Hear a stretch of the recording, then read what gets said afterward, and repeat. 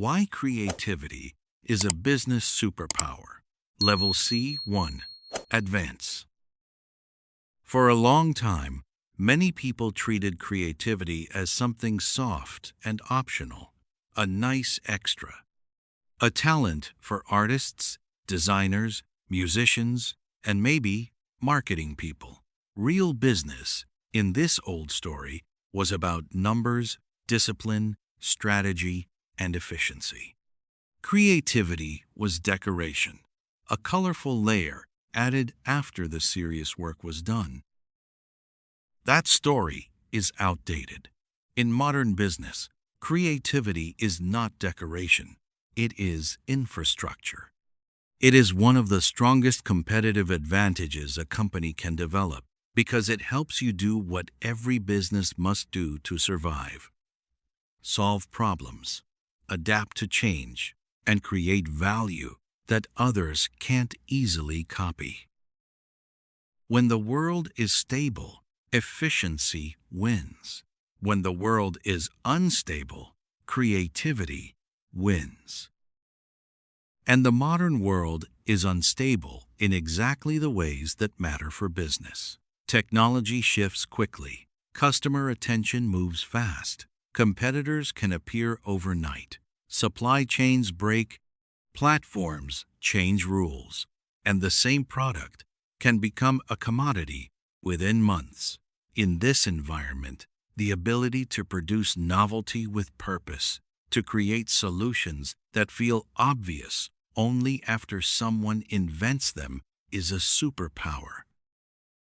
But we should be clear. Business creativity is not just having ideas. Ideas are cheap. Everyone has ideas. Business creativity is the ability to turn an idea into a useful outcome.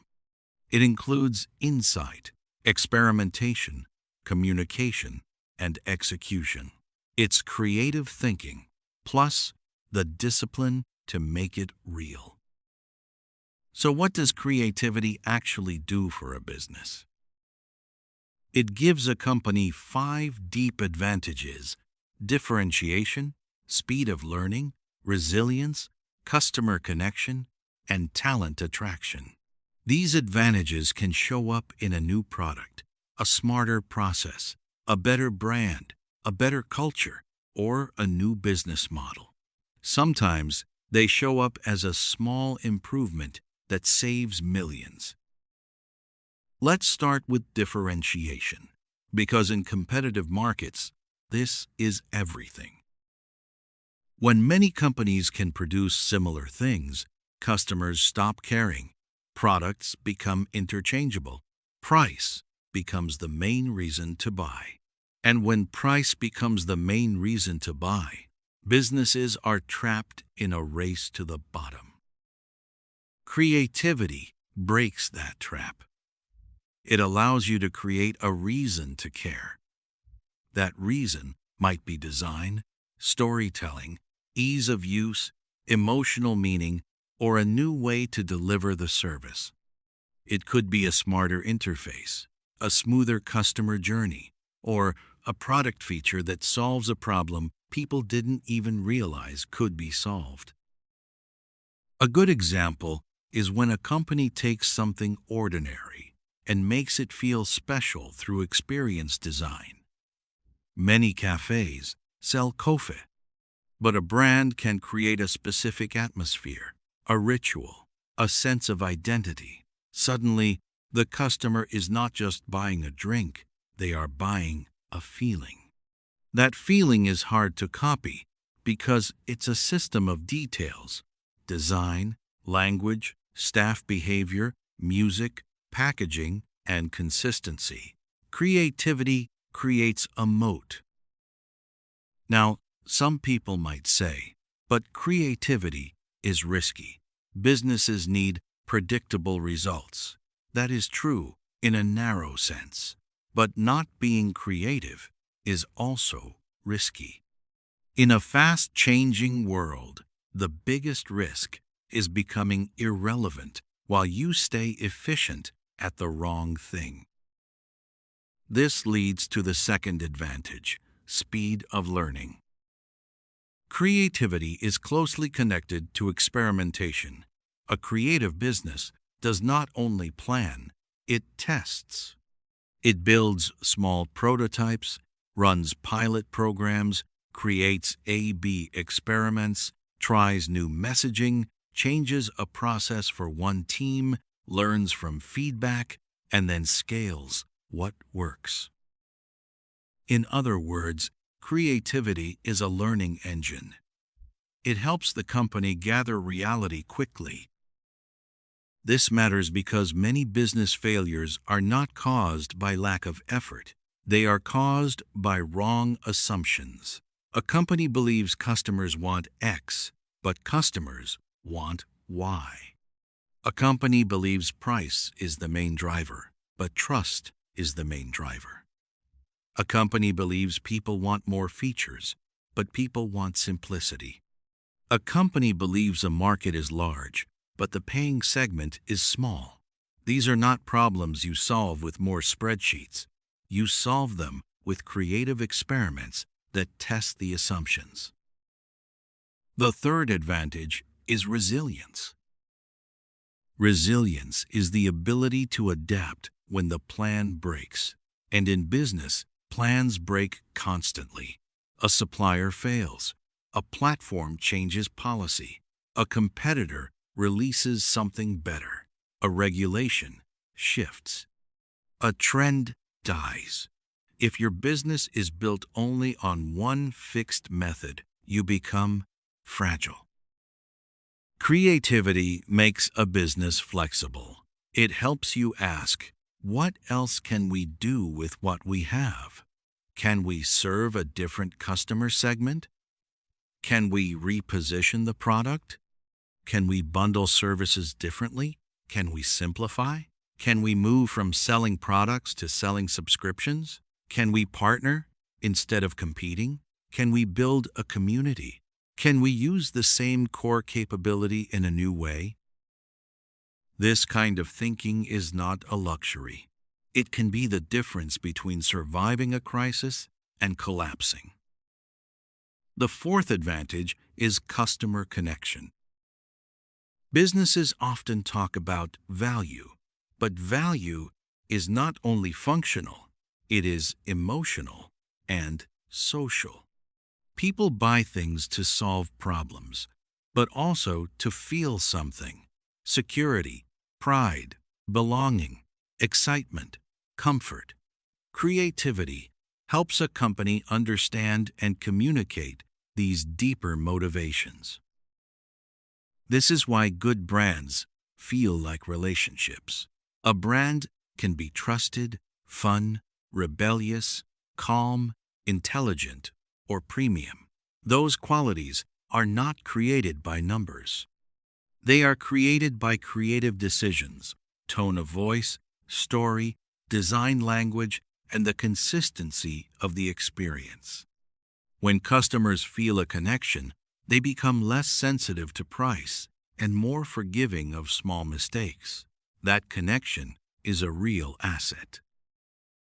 The fifth advantage is talent attraction. High performers want meaningful work. They want to solve interesting problems. They want autonomy. They want a culture where ideas matter and where experimentation is allowed. A creative company becomes a magnet for talent because it offers a sense of growth and contribution. That talent then creates more innovation, creating a positive loop. Now, you might wonder, if creativity is so important, why do so many companies struggle to use it? Because creativity has enemies. The biggest enemy is not lack of imagination. It is fear. Fear of failure. Fear of looking stupid. Fear of criticism. Fear of wasting money. Fear of uncertainty. Businesses are built to reduce uncertainty. They like predictable processes. But creativity lives in uncertainty. It starts in the fog, where you don't know what will work. That's why creative companies don't eliminate uncertainty. They manage it. They design systems where small failures are cheap and fast, so they can find bigger successes. Another enemy is bureaucracy. When every decision requires 10 approvals, creativity dies.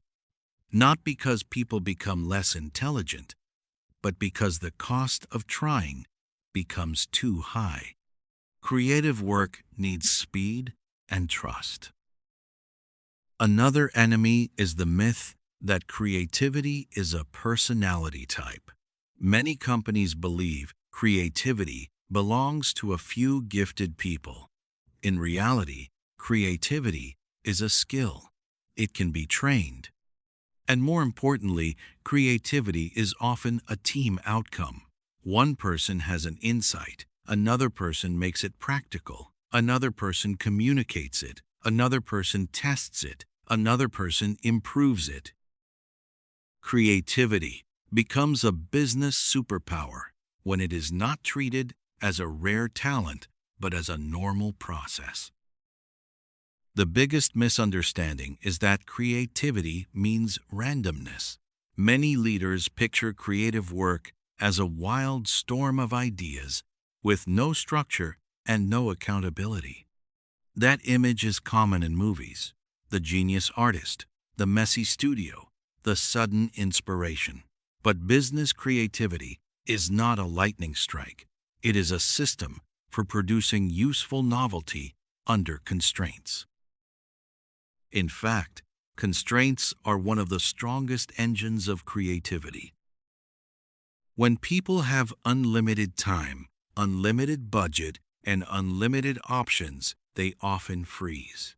The brain struggles to choose. But when constraints exist, limited time, limited money, limited tools, people become sharper. They look for clever shortcuts. They combine existing resources in new ways. They focus on what truly matters. This is why startups often innovate faster than large corporations. They are forced to be creative to survive. So, a creative business does not remove constraints. It designs the right constraints. For example, a team might be given a clear problem. Reduce customer support time by 20%. Increase retention. Simplify onboarding. Improve conversion. Reduce manufacturing waste. Cut delivery time.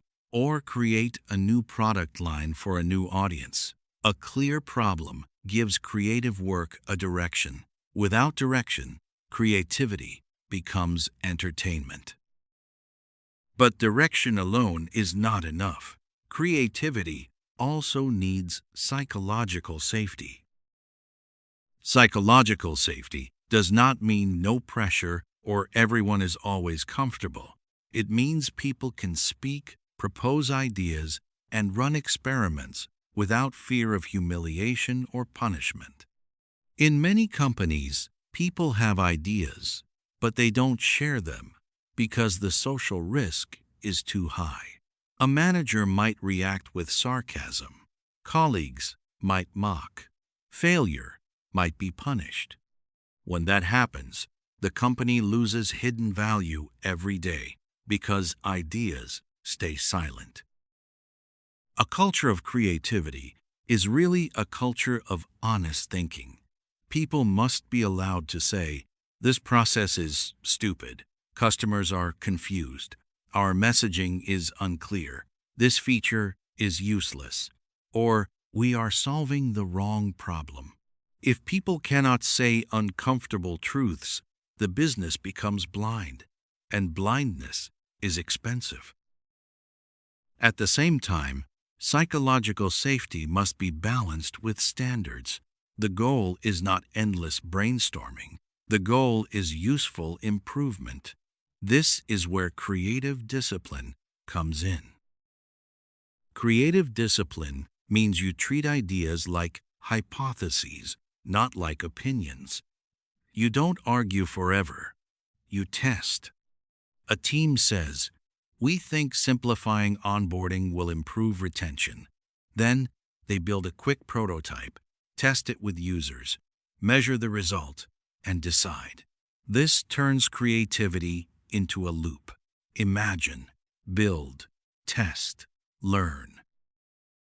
This loop is the opposite of chaos. It is structured curiosity. Now, what kind of leadership supports this? First, leaders need to reward learning, not only winning. If the only rewarded outcome is success, people become conservative and hide risk. But if learning is rewarded, if the company celebrates experiments that produce clear lessons, then people feel permission to explore. The message becomes, we care about truth, not just optics.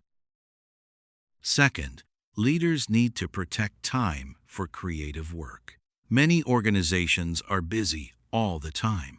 Meetings fill the calendar. Everyone is productive, but nobody has space to think. Creativity needs breathing room. This doesn't require huge free time. Even small protected blocks, used consistently, can change the output of a team. If you never give people time to think, you will get only obvious solutions. Third, leaders should reduce unnecessary approvals. The more approvals a creative decision requires, the more people choose safe options. If you want creative results, you must lower the cost of trying small things. The key word is small. You don't want people launching risky products without control. You want them running small experiments quickly. A good system creates two tracks: fast experiments for small risks and slow approvals for big commitments. Many companies use the slow process for everything, and they kill innovation. Now, let's look at creativity at the individual level, because not everyone is a creative role. Many people work in operations, finance, customer support, logistics, and administration. They might think creativity is not relevant. That is a mistake. Creativity is not a job title. It is a way of solving problems. An operations person can redesign a workflow to remove waste. A customer support person can rewrite scripts to reduce conflict. A finance person can build a better model to detect risk earlier. A manager can design better meetings. A recruiter can create a better hiring process. A salesperson can create a better story that makes customers trust faster. In each case, creativity means find a better way to do something real. One simple method to train this mindset is to replace the question, "How do we do this?" with, "How else could we do this?" It sounds like a small change, but it opens mental space. Most people run on autopilot. They repeat the same process because it exists. Creativity begins when you treat the process as optional and redesignable. Another method is to study friction. Friction is where creativity hides. Whenever you feel irritation at work, confusing steps, repeated manual tasks, unclear responsibilities, slow approvals, that irritation is a signal. It means the system is leaking energy. If you track friction and solve one friction point per week, you become a creative person automatically. You don't need inspiration. You need attention. Now we need to talk about a sensitive truth. Creativity often looks stupid at first. A good idea rarely arrives as a perfect, polished concept. It arrives as a rough, awkward thought. What if we did the opposite? What if we removed this step? What if we targeted a different customer? What if we changed the pricing? What if we used a subscription? In early form, the idea feels fragile. If someone attacks it too early, it dies. That's why creative teams separate idea generation from idea evaluation. They allow weird thoughts to exist long enough to develop into something testable. But business also needs realism. Not every idea deserves a test. So, the discipline is to filter based on clear criteria: impact, cost, speed, and risk. If an idea can be tested quickly and cheaply, test it. If it is expensive, you need stronger evidence first. Now, let's discuss the AI question, because many people worry that AI will replace creativity. In reality, AI will change creativity, but it will not remove the value of human creativity. It may increase it. AI can generate options fast. It can write drafts, create variations, propose designs, summarize research, produce prototypes, and help teams explore. That is powerful. But generating options is not the same as choosing the right option. It is not the same as understanding human needs, cultural context, strategy, ethics, and meaning. The more options exist, the more important taste becomes. Taste is the ability to judge what fits, what matters, what is good, what is aligned with the brand, and what will work in the real world. Taste is deeply human. It is built from experience, empathy, and context. AI can support taste, but it cannot fully replace it, especially when values and identity matter. Also, creativity is not only producing content, it is defining the problem. It is deciding what to build in the first place. AI can help answer questions, but humans decide which questions matter. This means the future competitive edge will belong to companies that combine AI speed with human judgment and storytelling. They will create faster, test faster, and adapt faster. The companies that use AI only to produce more content without strategy will drown in noise. So, what is the final message? Creativity is a business superpower because it creates advantage where efficiency cannot. Efficiency optimizes what exists. Creativity invents what should exist. Efficiency makes you better at yesterday. Creativity makes you ready for tomorrow. The companies that win in the long run are not the ones that only execute well. They are the ones that learn well, adapt well, and stay meaningful to customers while the world changes around them. That requires imagination plus discipline. It requires the courage to experiment and the humility to learn. It requires a culture where people are allowed to think honestly, where small trials are encouraged, and where leadership protects curiosity instead of punishing it. In the end, creativity is not a soft skill. It is a survival skill. And in a future where change is constant, the ability to produce useful novelty will be one of the most valuable forms of power a business can have.